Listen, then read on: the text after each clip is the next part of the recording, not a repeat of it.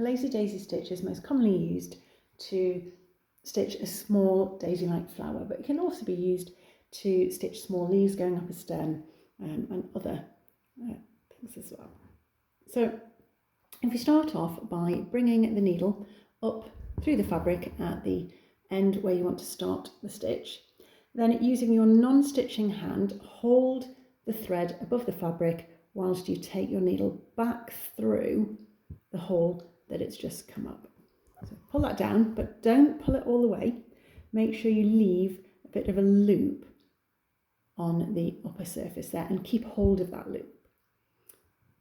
What you then do next is you'll bring your needle up at the other end of the stitch, and you want to make sure that that needle goes through the loop that you've been holding on to there. So pull it through, nice and gently. Don't pull too tight. If you pull too tight, you're just going to get two very straight lines.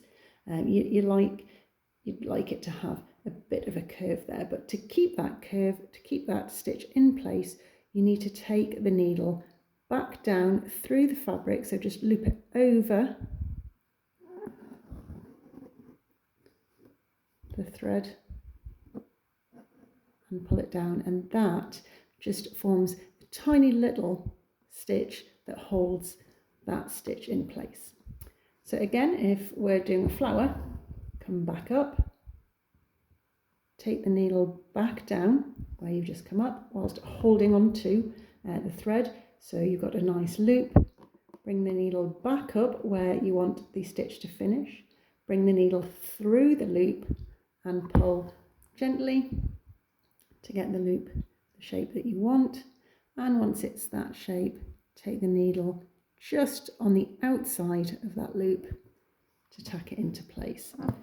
What I find is if I'm making a flower, to make sure that all of the petals are roughly the same size and spaced out evenly, I'll draw a dot on my fabric in the centre, and then I will draw dots where I want the petals to end in a nice circle going around the outside, and then I use that as a guideline.